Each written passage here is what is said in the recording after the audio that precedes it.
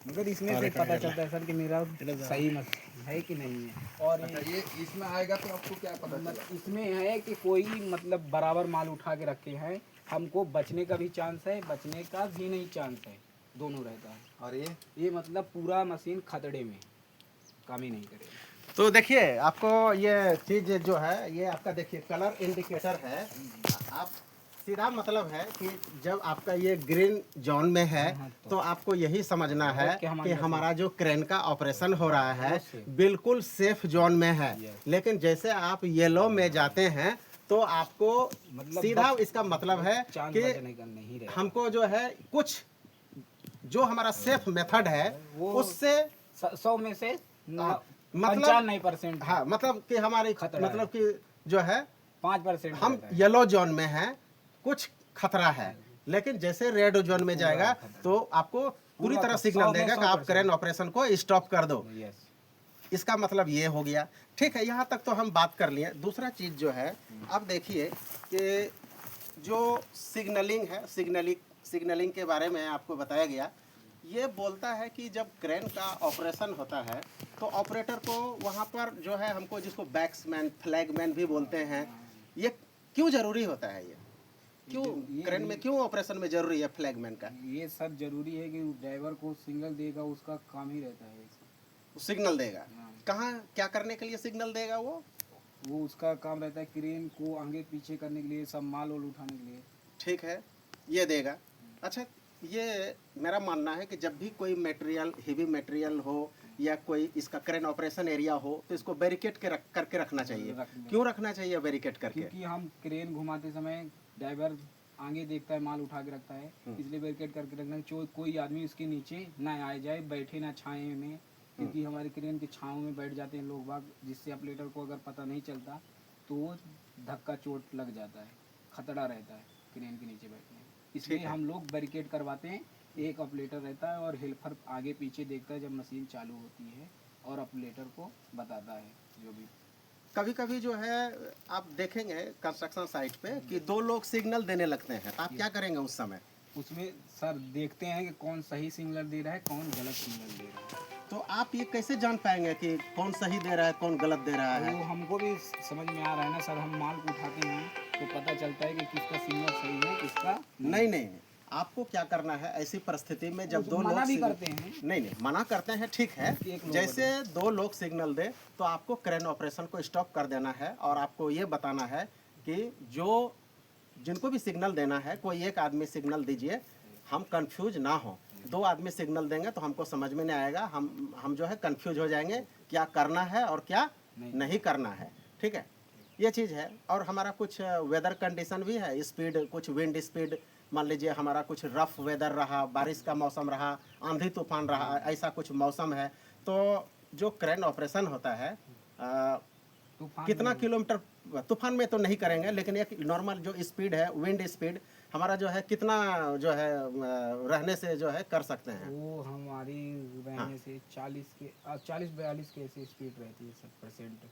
उसमें मेरे सिलाई में इसमें नहीं, बाकी जो टच डिस्प्ले है सिलाई रहती है उसको एनीमोमीटर बोलते हैं। तो ये 40 में तो हमको करंट बंद ही कर देनी है, पूरा बंद कर। इधर साइड पे आपका 10 से 12 किलोमीटर पर आवर यदि हमारा स्पीड है, बता रहा है एनीमोमीटर, तो 10 से 12 मीटर पर सेकंड, हाँ 10 से 12 मीटर पर सेकंड, तो हम जो है उसको ऑपरेट करेंगे, उसमें किसी प्रकार की कोई दिक्कत नहीं। थोड़ा हम बात कर लेते हैं, मान लीजिए मटेरियल। तो आप जो मटेरियल रिगिंग करता है तो वो उसको चेक करते हैं आप, कॉन्फ़िगरेशन को किस तरह से मटेरियल लगाया है, रिग जो फॉरमैन है वो सही से बांधा है कि ना। आप बीच में देखते हैं कि कहीं गलत सीलिंग या टूटा फाटा सीलिंग या डैमेज डिसाइकल, ये तो ऐसा कुछ नहीं लगा दिया है? देखते हैं, जैसे हमको पता चला कि सीलिंग कमजोर है, मतलब हमारा माल 5 टन का है, सीलिंग लगा रहे हैं 2 ही 3 टन का, तो उसमें हम लोग मना कर देते हैं, मशीन खड़ी कर देते हैं और जाके बताते हैं ऐसा नहीं, ये गलत है। अपने इंजीनियर फोरमैन से बोलते हैं कि ऐसा नहीं हो पाएगा। अच्छा, ये चीज़ है। तो ये आप देखते हैं जा करके। और सेफ्टी सर हमारे आते हैं तो डिसाइकिल और रिगरों को बोलते हैं कि चेक कर लिया करो काम करने से पहले। हुक और रोप भी नीचे करवा के, पैर जो लगा रहता है उसको भी चेक करवाते हैं। अच्छा, ठीक है। तो हमारा जो ये मान लीजिए कि वायर रॉप सीलिंग है, तो आप लोग वेब सीलिंग भी यूज करते हैं माल उठाने के लिए। तो बोलता है कि हमेशा पैकिंग डालना चाहिए? क्यों कहता है पैकिंग डालना चाहिए? पैकिंग मटेरियल के वो सीलिंग के मतलब सीलिंग और मटेरियल के बीच में पैकिंग डालना चाहिए, क्यों डालना चाहिए? क्योंकि वो उसमें दबाव में नहीं आना चाहिए ना सर, उससे कट जाता है। क्या कट जाते हैं? सीलिंग सीलिंग कट का- जाते हैं, हाँ। वेब सीलिंग कट जाते हैं। अच्छा ठीक है, तो उसका मतलब हेल्दीनेस भी आप देखते हैं कि वो सही सलामत है कि नहीं है। जितना हमारा मटेरियल वेट है उसके हिसाब से हमारा जो उसका लिफ्टिंग एसेसरीज है वो लगा है कि नहीं लगा है, ये आप चेक करते हैं, बराबर चेक करते हैं। तो ठीक है। अच्छा, क्रिटिकल लिफ्टिंग कुछ होता है क्या? नाम सुने हैं? बाकी हिंदी अंग्रेजी नहीं है इसमें। अच्छा। हिंदी में बताते हैं, जैसे हम लोग ज़्यादा नहीं पढ़े लिखे हैं सर, तो अच्छा, आप ज़्यादा पढ़े लिखे नहीं हैं। तो देखिए, आप जो भी काम करने के लिए आएगा तो आप उनसे क्या मांगेंगे कि ये जैसे काम करने के लिए क्या होता है, मतलब कि वो पेपर बनता है एक सर, उसका पेपर, नाम उसको नहीं आप आ रहा है। परमिट सिस्टम हाँ, बोलते हैं, परमिट ठीक है ना? आता उसको है। क्या बोलते हैं? परमिट परमिट सिस्टम सिस्टम बोलते हैं बोलते कि ये जो काम करने आए हैं आपको इसका परमिट मिला है कि नहीं मिला है। तो थोड़ा हम आपको बता देते हैं। जैसे देखिए, क्रिटिकल लिफ्टिंग का जो क्राइटेरिया है हमारा प्रोजेक्ट साइट में, तो क्रिटिकल लिफ्टिंग किसको बोलेंगे, क्रिटिकल लिफ्टिंग किस कंडीशन में होगा, ये जानना है ना। तो मान के चलिए कि अभी बहुत ऐसा आपको सिचुएशन आएगा साइड में, आप देखेंगे कि हमारा जो है क्रेन को हमने फिक्स करके रखा है कि हम SWL मतलब 75% हम कैपेसिटी से उठाएंगे, लेकिन कभी कभी आपको 75% से थोड़ा ज़्यादा 80% 88% भी लोग जाते हैं। तो इसको हम क्या बोलेंगे? क्रिटिकल लिफ्टिंग बोलेंगे। ये किस क्राइटेरिया में आ जाएगा? क्रिटिकल लिफ्टिंग बोलेंगे। उसके बाद देखिए, मान लीजिए कि हमारा जो मटेरियल है, जो लिफ्ट प्लान बोलते हैं, कितना रेडियस है, कितना लोड है, कितना में हमारा माल उठाएगा, वो परमिट बनेगा, लिफ्टिंग प्लान बनेगा।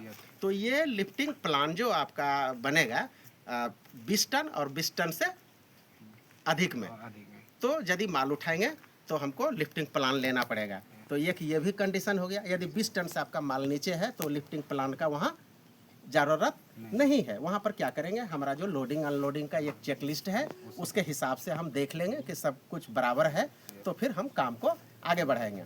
अच्छा, ये चीज़ हो गया। और मान लीजिए कि कोई मटेरियल 5 टन का है लेकिन कि 12 मीटर लंबा है, तो क्या ये क्रिटिकल लिफ्टिंग में आएगा? हाँ आएगा सर, आएगा। तो क्यों? यदि हाँ, ये भी आएगा क्योंकि मटेरियल लंबा है। लंबा है। उसके बाद ये तो एक कंडीशन हो गया। उसके बाद देखिए कि कभी कभी जो है मटेरियल को उठाने के लिए हमको एक से ज़्यादा क्रेन या फराना क्रेन को लगाना पड़ता है। तो वो भी किस कंडीशन में आएगा? उसको भी हम क्या बोलेंगे? क्रिटिकल लिफ्टिंग बोलेंगे। उसको भी क्रिटिकल लिफ्टिंग बोलेंगे, ठीक है ना? क्योंकि उसमें खतरा थोड़ा हो जाता है सर। हाँ, थोड़ा नहीं, मतलब बहुत बहुत ही सावधानी से करना चाहिए। और जहाँ तक हो सके यदि हम 2 इक्विपमेंट लगाते हैं, 2 क्रेन लगाते हैं, 2 फराना लगाते हैं, तो हमारा और सेफ्टी ऑफिसर का और मैनेजमेंट का कोशिश होना चाहिए कि वो आइडेंटिकल हो। आइडेंटिकल मतलब यदि हमारा 75 टन का ये क्रेन है तो दूसरा भी 75 टन का होना चाहिए। या कोई हम फराना लगा रहे हैं मटेरियल को उठाने के लिए, यदि कोई हमारा मान लीजिए 23 टन का फराना है, तो मैनेजमेंट का कोशिश रहना चाहिए कि दूसरा भी 23 टन का हो और दोनों ड्राइवर कॉम्पिटेंट हो, और दोनों को जो भी हमारा मतलब क्रेन को प्लेस करेंगे तो दोनों ऑपरेटर के बीच में मतलब कि कम्युनिकेशन बराबर होना चाहिए। और वो जिस दिन जो है हम 2 ऑपरेटर को लगा रहे हैं उस दिन वो स्वस्थ होना चाहिए, किसी प्रकार का उसको मतलब कि जो है तबीयत खराब नहीं होना चाहिए। जैसे कि मान लीजिए कि वो बुखार से ग्रसित है, सर्दी है, मतलब जुकाम है, तो क्या होगा कि जब आप माल उठाएंगे तो एक ऑपरेटर को जो है मान लीजिए छींक आ गया, आधा दूर माल उठा हुआ है, छींक आ गया, तो क्या होगा? जब वो छींकेगा तो उसके हाथ में जो लीवर है उसमें जो है झटका लग सकता है, कुछ नुकसान हो सकता है। तो इसलिए बोलता है कि ऑपरेटर को भी जो टेंडम करेंगे उसको टेंडम प्रोसेस बोलते हैं, जब 2 क्रेन लगाते हैं तो, ठीक है ना? वो भी क्रिटिकल लिफ्टिंग में आता है। तो दोनों को स्वस्थ होना चाहिए, ट्रेंड होना चाहिए, अनुभवी होना चाहिए, ठीक है? अमित भाई, मैं जो है आपको इधर बुलाना चाहूँगा, आप आइए। और मुझे तो जितना बताना था मैं बताया। आप कुछ सजेशन देना चाहते हैं तो आप भी दे दीजिए। इसके बाद एक और चीज़ है, अपने यहाँ क्वार्टरली तिमाही 3 महीने में एक कलर कोडिंग चलती है।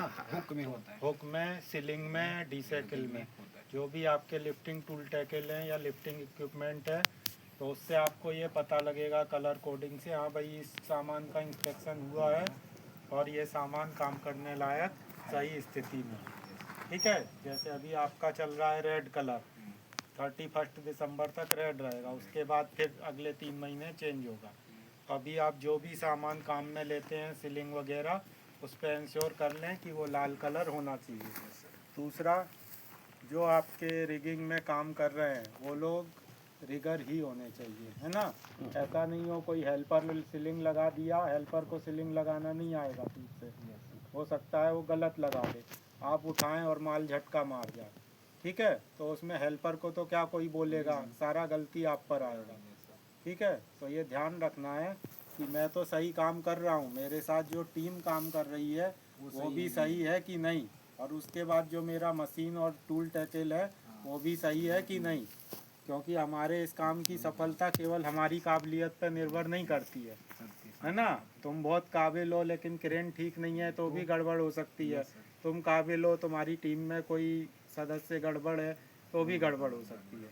तो अपन को सबको साथ लेके चलना है। ठीक, कार्डियम ऑयल डालते हैं ना जब मेंटेनेंस करते हैं, तो जो हमारा पेडेंट रोप है, लिफ्टिंग रोप है, उसमें कार्डियम ऑयल डालते हैं। क्यों डालते हैं कार्डियम ऑयल? उससे हमारा रोप घिसता नहीं सर। अच्छा, मतलब उसका जो है घिसता नहीं है, जो और वो मूर्छे उर्चे मेरे जंग नहीं लगते रोप जंग में। नहीं लगते हैं रोप में ना। Yes. तो ये करते हैं। करते हैं। ठीक है, चलो, थैंक यू। काट दो।